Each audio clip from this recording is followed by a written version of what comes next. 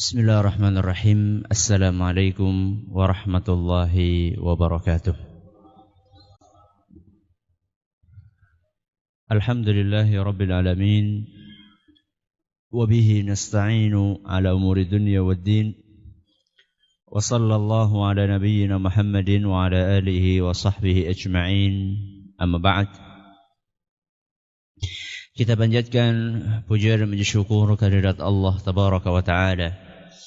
Pada kesempatan malam yang berbahagia kali ini, kita kembali diberi kekuatan, kesehatan, hidayah serta taufik dari Allah Jalla wa Ala, sehingga kita bisa kembali menghadiri pengajian rutin tafsir kita ini di Masjid Agung Darussalam Purbalingga. Kita berharap semoga Allah Tabaraka wa Ta'ala berkenan untuk melimpahkan kepada kita semuanya ilmu yang bermanfaat, sehingga bisa kita amalkan sebagai bekal untuk menghadap kepada Allah Jalla wa Ala. Amin ya Rabbal Alamin. Salawat dan salam semoga senantiasa tercurahkan kepada junjungan kita Nabi besar Muhammad sallallahu alaihi wasallam, kepada para sahabatnya, keluarganya, dan umatnya yang setia mengikuti tuntunannya hingga di akhir nanti. Para hadirin dan hadirat sekalian yang semoga senantiasa dirahmati oleh Allah Azza wa Jalla, dan juga para pendengar radio Insani 88 FM di Purbalingga dan sekitarnya, para pendengar radio Roja di Jakarta, di Bandung, di Lampung, dimanapun Anda berada, para pendengar Radio Bas FM di Solo Tigo dan sekitarnya, dan juga para pemirsa Yufi TV yang semoga senantiasa dirahmati oleh Allah Azza wa Jalla. Setelah pada pertemuan yang lalu kita membahas berapa ayat? 4 ayat. Ayat keberapa itu? 9, 10, 11. 9, 10, 11, 12. Berarti berapa ayat? 4. Ya. Pada pertemuan kali ini kita akan membahas insyaallah 2 ayat sekaligus, yaitu ayat yang ke-13 dan 14. Sebelum kita memasuki 2 ayat ini, saya ingin mengingatkan bahwa pada pertemuan yang lalu kita telah melihat bagaimana buruknya perilakunya siapa? Abu Jahal. Di mana Abu Jahal ini saking buruknya perilaku dia sampai menghalangi Nabi kita Muhammad sallallahu alaihi wasallam untuk menjalankan salat. Sebuah amalan yang paling afdal di dalam agama kita dilarang sama seorang yang namanya Abu Jahal. Sekedar sedikit manfaat atau pelajaran, Abu Jahal itu ternyata bukan pamannya Rasul. Yang pamannya Rasul siapa? Abu Lahab. Ya. Abu Lahab pamannya Rasul, Abu Jahal itu bukan pamannya Rasul sallallahu alaihi wasallam. Setelah Allah menjelaskan tentang buruknya perilaku Abu Jahal, di mana Abu Jahal melarang Nabi kita, mencegah, menghalangi Nabi kita untuk sholat, bahkan bertekad untuk menginjak kepala dan leher Nabi kita SAW saat beliau sedang sujud. Di dalam ayat yang akan kita pelajari malam ini akan disebutkan kok bisa-bisanya Abu Jahal berbuat seperti itu. Apa latar belakang penyebab Abu Jahal seperti itu? Ini ayat yang akan kita pelajari saat ini. Jadi kenapa kok Abu Jahal sedemikian buruknya perilaku? Dan ini penting. Ya, ini pelajaran penting buat kita. Kalau ingin menyelesaikan masalah itu dicari sumber penyebab masalah tersebut. Anak misalnya bohong. Harus dicari dulu penyebabnya anak bohong. Anak nyuri. Jangan digebuki dulu. Tanya dulu kenapa dia nyuri. Jangan-jangan gak pernah dikasih duit sama orang tuanya. Kasihan banget kan, sudah gak pernah dikasih duit, digebuki. Maka kita harus cari tahu apa penyebabnya. Nah, di sini Allah Subhanahu wa taala menyebutkan apa sih penyebabnya, kenapa kok Abu Jahal ini kemudian menghalangi Nabi kita SAW untuk menjalankan ibadah yang sangat mulia, yaitu sholat. Allah berfirman, Ara'aita in kadzdzaba wa tawalla. Ara'aita in kadzdzaba wa tawalla. Ini ayat berapa ini? 13. Ara'aita in kadzdzaba wa tawalla, yang artinya wahai Muhammad, tahukah engkau bahwa dia ini, siapa dia? Abu Jahal ini, kadzdzaba. Kadzdzaba itu artinya mendustakan. Kadzdzaba mendustakan. Wa tawalla, tawalla itu artinya berpaling. Tidak mau ikut, itu artinya tawalla. Jadi penyebabnya kenapa Abu Jahal ini memusuhi Nabi kita SAW adalah karena dia itu mendustakan Nabi kita. Apa sih Ustaz maksudnya mendustakan? Maksud dari mendustakan itu adalah menganggap bahwa Nabi kita ini dusta. Itu artinya mendustakan. Jadi Abu Jahal ini enggak percaya kalau Nabi Muhammad itu jujur benar di dalam dakwahnya. Jadi menurut Abu Jahal, Nabi kita ini pembohong. Sehingga dia akan berusaha sekuat tenaga menghalangi orang untuk mengikuti Nabi kita SAW. Karena dia merasa bahwa Nabi kita Muhammad SAW adalah pendusta, pembohong. Maka dia anggap Nabi kita ini dusta. Gak benar Muhammad itu. Sehingga Abu Jahal, dia kerahkan seluruh apa yang dia miliki.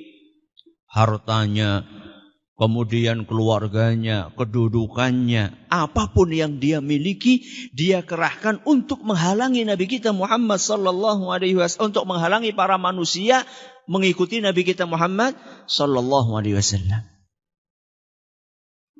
Apapun yang dia miliki, hartanya, tahtanya, kedudukannya, dia kerahkan semuanya untuk menghalangi manusia agar mereka tidak mengikuti Nabi kita Muhammad sallallahu alaihi wasallam. Berarti apa sebabnya tadi? Kadzdzaba. Apa artinya kadzdzaba tadi? Mendustakan. Masa Ustaz benar-benar Abu Jahal ini enggak tahu? Apa pura-pura enggak tahu? Kan ada sebagian orang tahu, ada sebagian orang tahu tapi pura-pura enggak tahu, dan ada sebagian orang memang betul-betul tidak tahu. Orang akan mendustakan bisa jadi karena dia tidak tahu bahwa itu benar, atau karena dia tahu bahwa itu benar cuman dia pura-pura tidak tahu. Ya macam-macam lah. Kadang-kadang orang itu tidak mau mengikuti kebenaran karena dorongan nafsu gengsi. Oh, bocah wingi sore kok nyongkon melu kae, sorry ya. Anak kemarin sore kok saya ikuti, ya maaf saja. Saya kan sudah senior. Ya. Katanya belum tua, belum boleh banyak bicara. Oh, anak kemarin sore tahu apa? Ini hati-hati yang seperti ini. Kalau dia tahu bahwa apa yang disampaikan itu benar, kemudian dia tidak mau ikut, berarti dia terjerumus kepada perbuatan namanya sombong. Nabi SAW pernah ditanya, apakah sombong itu? Kata Nabi SAW, al-kibru batarul haqqi wa ghamtun nas. Sombong itu menolak kebenaran atau meremehkan orang lain. Itu sombong. Selama ini kan orang mau sombong itu hanya sekitar meremehkan orang lain. Tapi ternyata menolak kebenaran itu juga termasuk sombongan. Ya. Menolak kebenaran karena merasa dia lebih muda. Karena merasa dia itu enggak punya kedudukan. Atasan dinasehati sama siapa?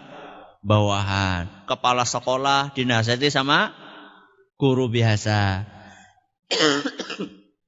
Bos dinasehati sama karyawannya. Hati-hati itu. Itu bisa termasuk sombong. Terus kenapa Ustaz kalau sombong? Orang mlebu surga. Kata Nabi SAW, la yadkhulul jannata man kana fi qalbihi mithqalu dzarratin min kibr. Tidak akan masuk surga orang yang di dalam hatinya ada perasaan sombong walaupun besarnya hanya sebesar debu. Sebesar apa? Debu. Besar apa kecil gue? Kecil. Bleduk. Ini loh, ada nggak nih di sini? Ya, debu itu kalau masih ada di dalam hati kita perasaan sombong, nggak masuk surga kata Nabi SAW. Tidak masuk surga. Makanya hati-hati. Jangan sampai kedudukan yang kita miliki membuat kita menjadi sombong sehingga tidak mau menerima nasihat orang lain. Kembali kepada tadi kadzdzaba. Ara'aita in kadzdzaba. Terus watawalla. Kadzdzaba tadi artinya apa? Mendustakan. Berikutnya yang dilakukan oleh Abu Jahal adalah watawalla. Apa? Watawalla. Yang artinya adalah berpaling. Ya. Tidak mau ikut. Tidak mau ikut siapa? Nabi kita Muhammad sallallahu alaihi wasallam. Antara perbuatan yang pertama dan yang kedua, kadzdzaba sama tawalla. Tawalla ini adalah merupakan hasil dari apa? Kadzdzaba. Kadzdzaba itu buahnya adalah tawalla. Jadi kalau kita pengen tahu kenapa seorang itu tawalla, enggak mau ikut karena dia itu kadzdzaba. Kenapa orang berpaling, tidak mau ikut? Karena dia kadzdzaba alias mendustakan. Dari sini kita akan mengambil sebuah pelajaran yang berharga. Bahwa setiap perbuatan itu sumbernya dari keyakinan. Tawalla, berbuat, berpaling, tidak mau ikut secara lahiriah. Itu sumbernya karena kadzdzaba, karena keyakinan. Karena keyakinan yang ada dalam hati, dia yakin bahwa ini enggak benar, maka saya tidak mau ikut. Apapun perbuatan, yang baik maupun yang buruk, perbuatan yang kelihatan, itu sumbernya dari mana? Dari keyakinan. Jadi kenapa kok si Abu Jahal ini menghalangi Nabi kita SAW untuk sholat? Karena dia meyakini bahwa bahwa apa yang dilakukan oleh Nabi itu salah. Sebaliknya, Nabi kita Muhammad SAW kenapa begitu tekun beribadah kepada Allah? Karena beliau yakin bahwa apa yang dilakukan itu benar. Mari kita lihat kehidupan sehari-hari.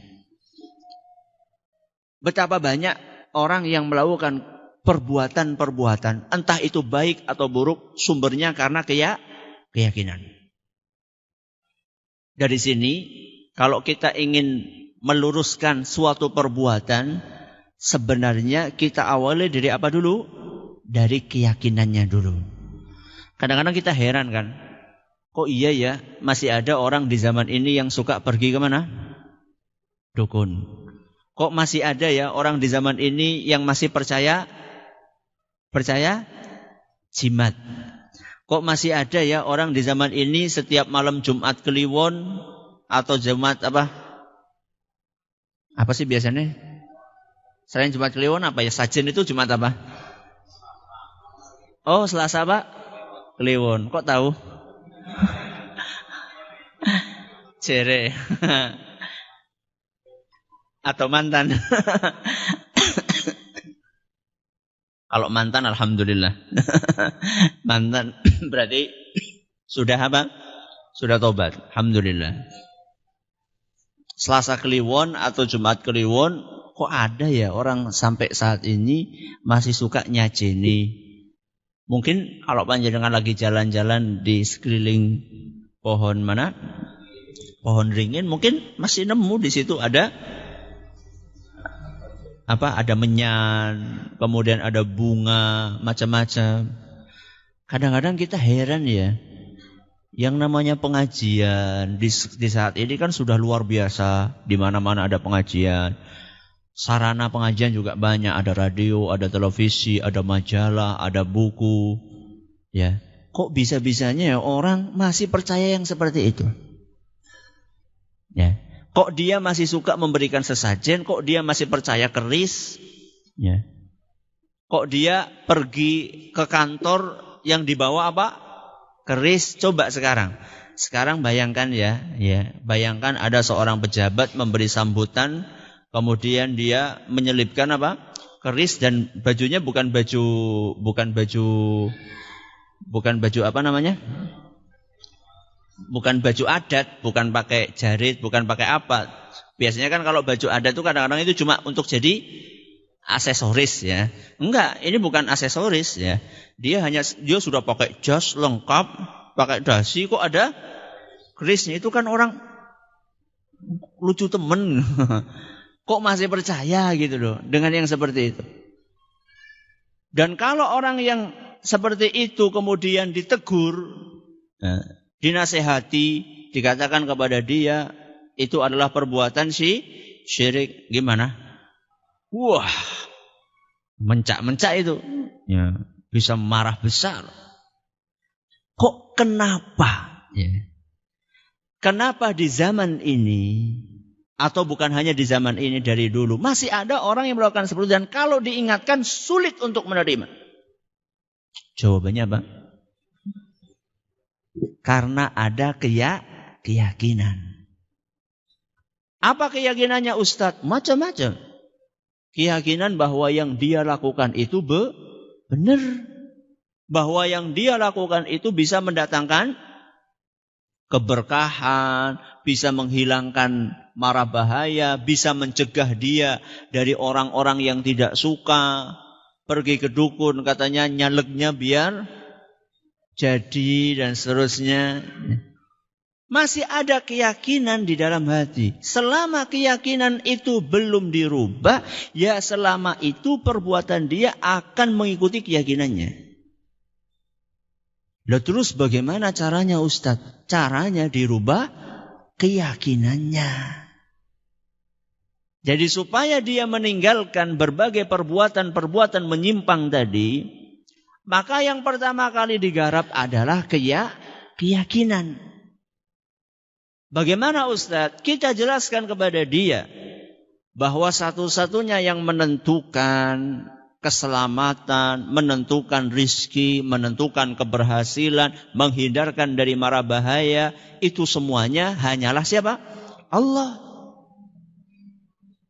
Kemudian kalau misalnya Allah subhanahu wa ta'ala ya adalah yang bisa menyelamatkan kita, yang bisa memberikan keberkahan kepada kita, yang memberi kita rizki, berarti kalau kayak gitu ibadah itu hanya ditujukan kepada Allah.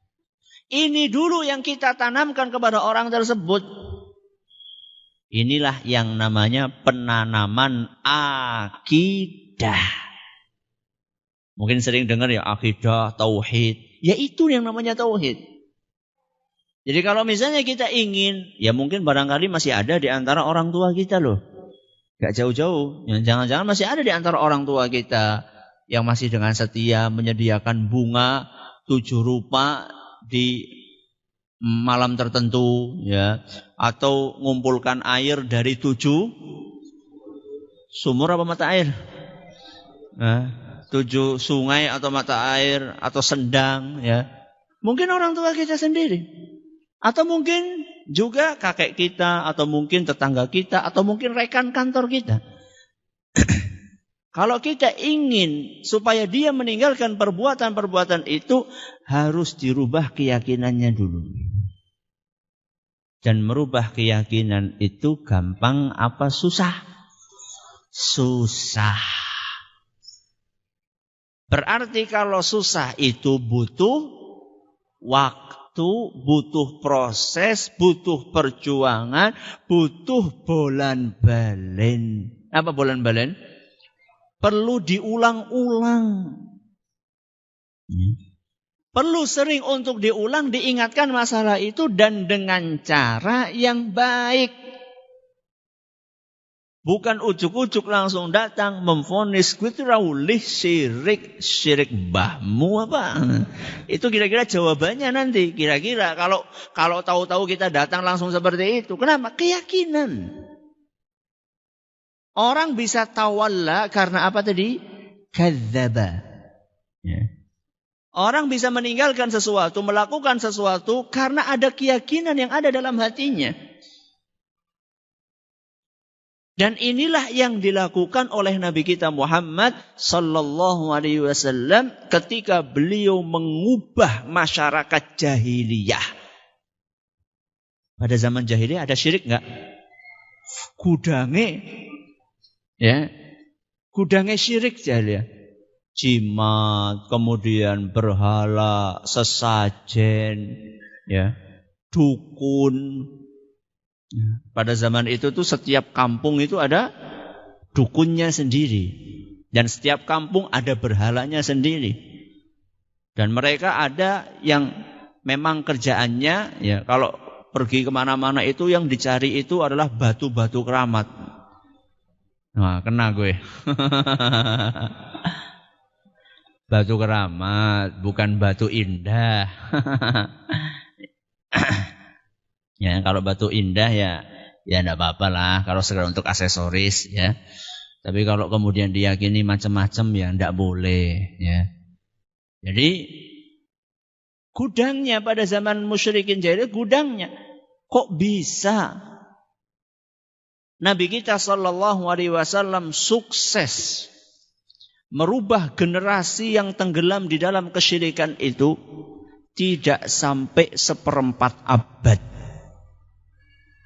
Sekitar hanya 23 tahun. Nabi SAW sukses merubah sebuah peradaban yang rusak berat. Kalau penyakit itu sudah kronis, ya, sudah akut, bisa beliau rubah enggak sampai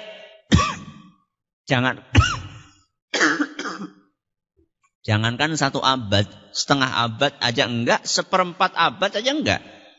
23 tahun Nabi SAW. Ini kan sebuah prestasi yang luar biasa. Ini yang harus kita perhatikan, para dai, para ustadz, dan kita semuanya. Bagaimana kita bisa merubah lingkungan kita? Tidak ada cara yang lebih manjur dibandingkan mengikuti cara yang dipraktekkan oleh Rasul SAW. Apa yang dilakukan oleh Rasul SAW? Merubah akidah, merubah keyakinan, menguatkan tauhid. Dan itu beliau lakukan secara totalitas. Antara lain ketika beliau mulai berdakwah di kota Mekah. Berapa tahun sih beliau di Mekah? Berapa tahun? Sekitar 13,5 tahun. Sekitar 13,5 tahun. Itu beliau selama 13,5 tahun di Mekah. Yang digarap itu ya akidah. Yang digarap adalah tauhidnya masyarakat saat itu. Dan Nabi SAW tidak pernah bosan untuk mengajarkan tauhid yang benar, meluruskan akidah yang benar. Padahal pada saat itu banyak penyakit masyarakat yang dilakukan oleh mereka. Minum-minuman, perzinaan, pembunuhan, ya, gontok-gontokan, perang sesama suku. Itu banyak saat itu. Kaum wanita dilecehkan oleh mereka. Kemudian mengubur mengubur anak perempuan. Itu banyak sekali penyakit-penyakit masyarakat yang ada pada saat itu. Akan tetapi Nabi kita sallallahu alaihi wasallam satu berkonsentrasi untuk meluruskan akidah. Dan begitu pula proses turunnya ayat-ayat Al-Quran. Al-Quran itu diturunkan oleh Allah kepada Nabi kita Muhammad SAW makblek atau bertahap? Bertahap. Ya selama 23 tahun itulah Al-Quran diturunkan secara bertahap. Yang diturunkan pertama kali apa? Akidah. Ya. Ayat-ayat yang isinya akidah sebagaimana dituturkan oleh Aisyah radhiyallahu anha dalam sebuah athar yang diriwayatkan oleh Imam Bukhari, kata Aisyah radhiyallahu anha, innama nazala awwalu ma nazala minhu suratun minal mufassali fiha dzikrul jannati wan nar. Kata Aisyah radhiyallahu anha, ayat atau surat Al-Quran yang pertama kali Allah turunkan adalah yang isinya tentang surga dan neraka. Ini adalah iman bil yaumil akhir. Iman dengan hari akhir. Kata Imam Ibnu Hajar, apa yang disampaikan oleh Aisyah tadi menunjukkan bahwa yang pertama kali diturunkan adalah ayat-ayat yang isinya tentang akidah atau tauhid. Supaya apa? Kata beliau, hatta idza thaba an-nasu ila al-islami nazala al-halal wal haram. Ketika orang-orang itu sudah berbondong-bondong masuk Islam, akidahnya pada kuat, sudah pada kuat akidahnya, baru turun hukum-hukum halal haram alias istilah kita sekarang hukum fikih. Ya. Salat, baru turun itu salat, puasa, khamr haram, zina haram. Kenapa Ustaz? Karena kalau misalnya ujuk-ujuk yang diturunkan itu adalah tentang larangan khamr padahal akidahnya belum kuat, gimana mereka? Some. Apa some? Bukan siome. Sorry kata mereka. Nah, gak mungkin mereka akan tinggalkan karena belum kuat. Tapi lihat, setelah 13 tahun digembleng oleh Nabi SAW, turun ayat pengharaman khamr. Dan ayat pengharaman khamr pun diturunkan secara bertahap.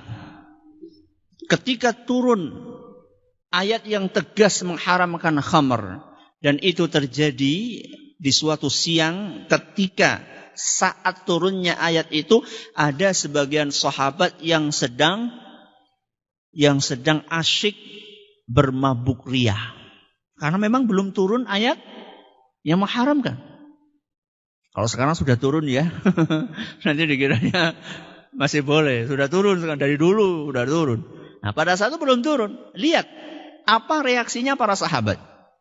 Mereka tuh lagi asyik minum ya. Orang bilang kalau sekarang lagi asyik dugem ya.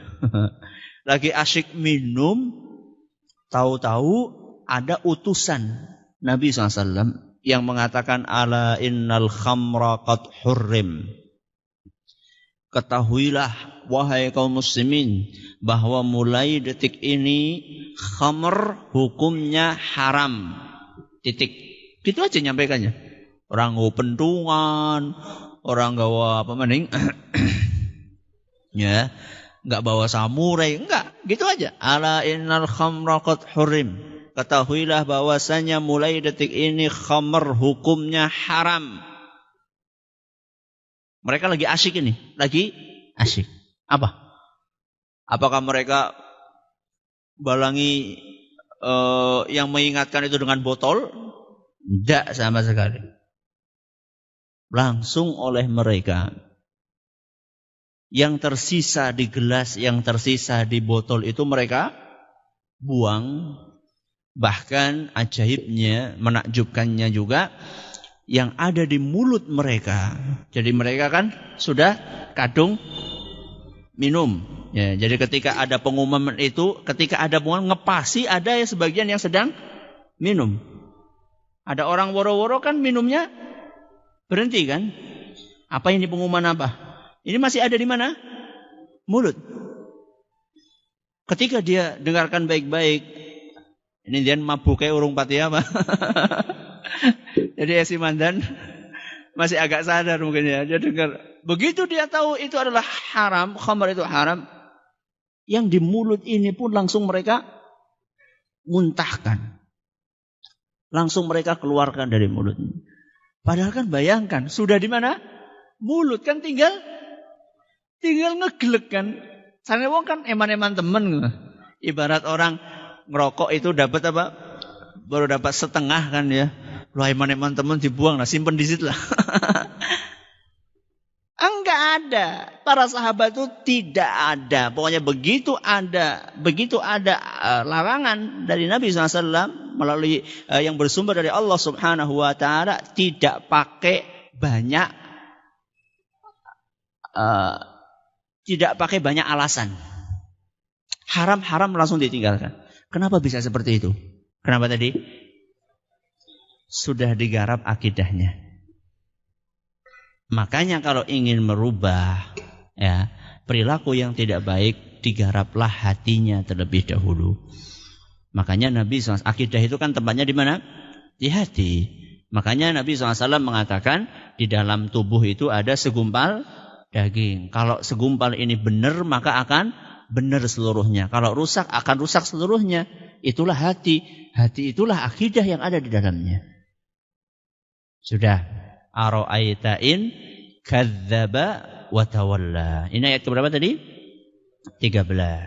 Ayat yang ke-14.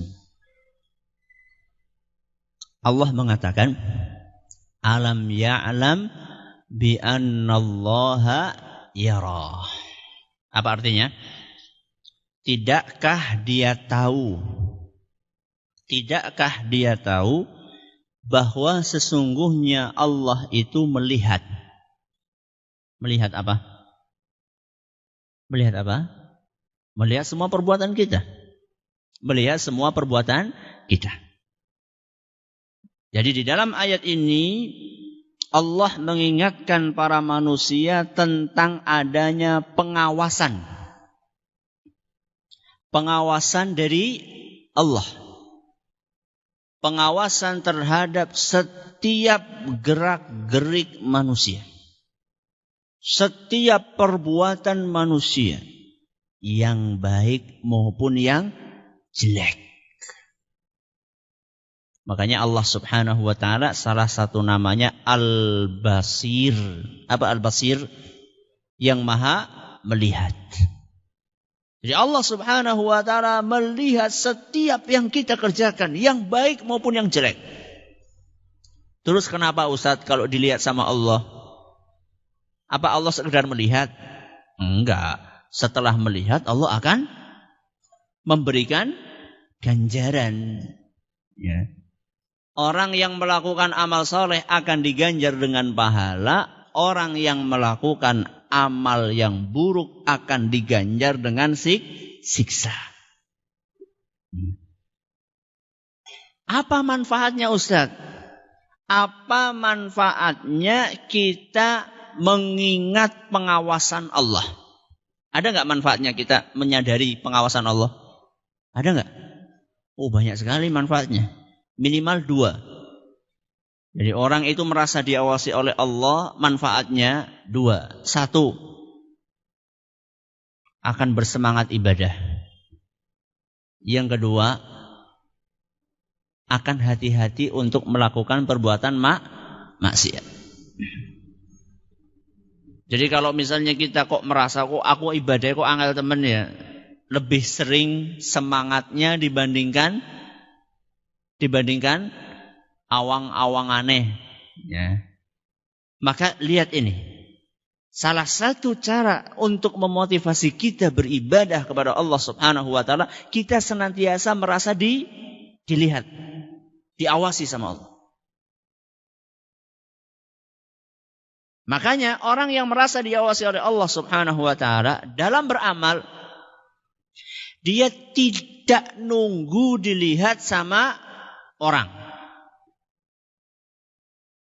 Dan dia merasa cukup sudah dilihat sama Allah. Dan itu Allah ingatkan dalam Al-Quran surat At-Taubah ayat 105.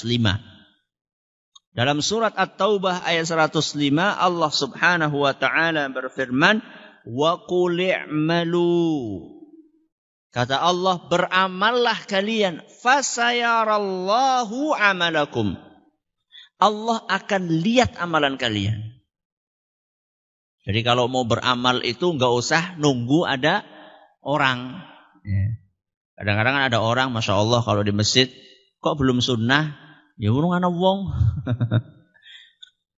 Subhanallah. Ngapain? Ini mental-mental orang ABS. Apa ABS? Asal bapak seneng.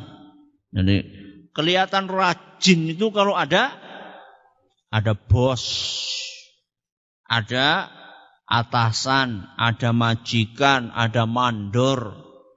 Saya ini kadang-kadang di beberapa proyek kadang-kadang. Tapi kadang-kadangnya sering apa orang. Ya, di beberapa proyek itu kalau nggak ada mandor pada jagongan. Nanti ditugasi satu mata-mata. Jadi kalau misalnya ada mandor datang, langsung ada kode. Kelihatan begitu mandor datang, kelihatan sibuk kabeh. Bu sibuk apa sih penting? Kelihatan sibuk utak-utak mau ngapain gitu loh. Ini mental-mental ABS. Kalau orang yang beriman, ada bos, ada mandor, ada atasan atau tidak ada, dia tahu bahwa dia ini sedang mengemban amanah yang akan terus diawasi oleh siapa? Oleh Allah Subhanahu wa taala. Makanya orang-orang yang senantiasa beramal walaupun enggak dilihat sama manusia akan diganjar dengan ganjaran yang luar biasa. Antara lain sebuah hadis yang sering kita dengar, hadis riwayat Bukhari dan Muslim yang menjelaskan sab'atun yudhilluhumullahu fi dhillihi yauma la dhilla illa dhilluh. Akan ada 7 golongan yang mendapatkan naungan dari Allah di saat itu tidak ada naungan kecuali naungannya Allah di padang mahsyar.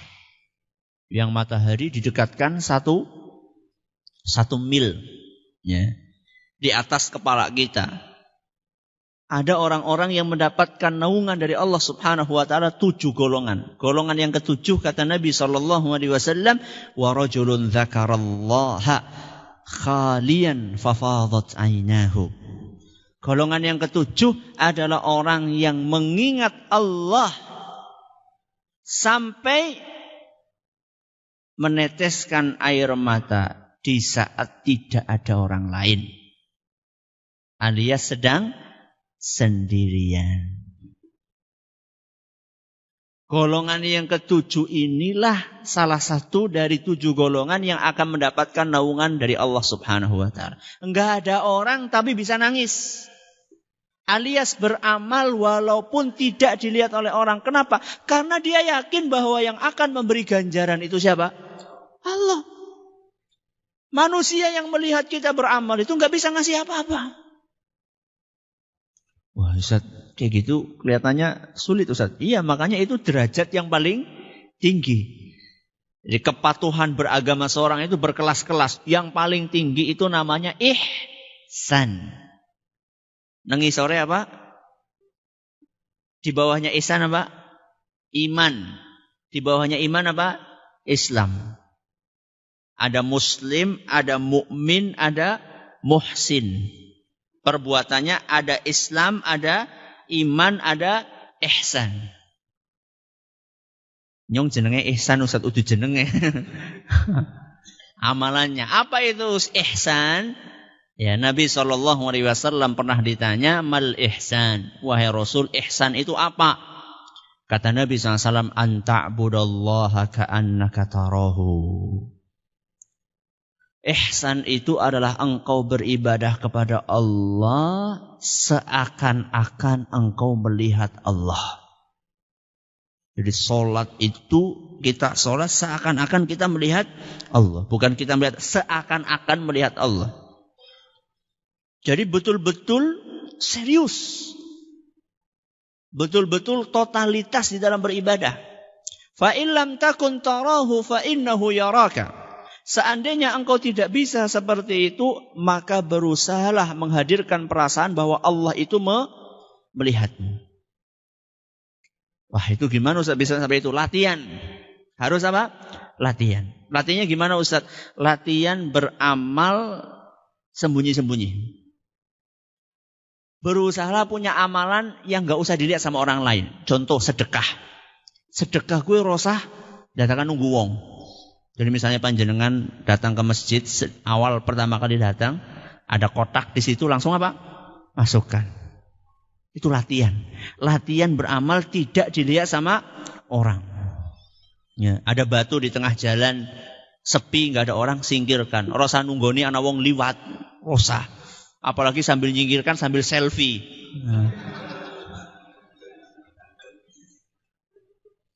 Nggak ada orang, Ustaz. Ketika saya nyingkirkan, lah gue selfie terus dipasang nanti gue. Ya. Di depan Ka'bah, selfie. Subhanallah. Buat apa sih? Ya. Buat apa sih beramal pamer itu buat apa? Ya. Latihan. Kita itu latihan menyembunyikan apa? Amalan. Supaya kita itu bisa mencapai taraf ihsan tadi. Ya. Sholat sunnah, sholat tahajud, sholat duha. Makanya dari situlah kemudian sholat-sholat itu disunahkan dilakukan di mana? Di rumah. Latihan ikhlas, latihan ihsan. Ya. Sudah sholatnya di rumah bagus, alhamdulillah. Dadakan SMS, waduh, insyaallah enak banget ini habis tahajud. Halah, gak usah cerita-cerita kayak gitulah. Ya. Tahajud sudah, biarkan itu antara kita dengan siapa? Allah, ngapain? Itu latihan sampai derajat apa tadi? Ihsan. Ini manfaat yang pertama. Manfaat diawasi oleh Allah akan semangat ibadah. Manfaat yang kedua, kita akan tertahan untuk melakukan perbuatan maksiat. Akan tertahan untuk melakukan perbuatan maksiat. Makanya seorang ulama pernah menyampaikan nasihat, la ittaqi an yakunallah ahwanan nadhirina ilaika. Hati-hatilah, jangan sampai engkau menjadikan pandangan Allah itu paling remeh di mata kalian. Maaf. Ya, maaf. Banyak di antara kita itu menganggap remeh pandangannya Allah. Buktinya apa? Buktinya kalau kita dilihat sama manusia, mau melakukan perbuatan maksiat, malu enggak? Malu kan? Berarti kan pandangan manusia itu menurut kita lebih tinggi dibandingkan pandangannya siapa? Allah. Coba sekarang. Di warnet, di mana? Di warnet. Di sampingnya ada guru. Ada guru kita sendiri. Atau ada ustadz lah katakanlah. Ada ustadz. Berani buka macam-macam enggak? Enggak kan? Karena ada ustadz. Kalau sendirian? Kalau sendirian? Hah? Akan tergerak itu untuk buka macam-macam. Padahal dilihat sama siapa? Allah. Berarti pengawasan Allah itu enggak ada harganya. Dia lebih takut kepada pengawasannya manusia dibandingkan pengawasannya Allah Subhanahu wa taala. Orang-orang yang seperti naudzubillah min dzalik, kata Nabi sallallahu alaihi wasallam, pada hari kiamat nanti akan membawa amalan begitu banyak, akan tetapi oleh Nabi SAW, kata Nabi SAW, akan dimusnahkan oleh Allah Subhanahu wa taala sebagaimana disebutkan dalam sebuah hadis yang diriwayatkan oleh Imam Ibnu Majah, dinyatakan sahih isnadnya oleh Imam Al-Busiri. Semoga kita bisa mengambil faidah dari apa yang kami sampaikan. Mohon maaf, lagi-lagi tidak ada tanya jawab karena kondisi kesehatan yang kurang mendukung. Semoga bermanfaat.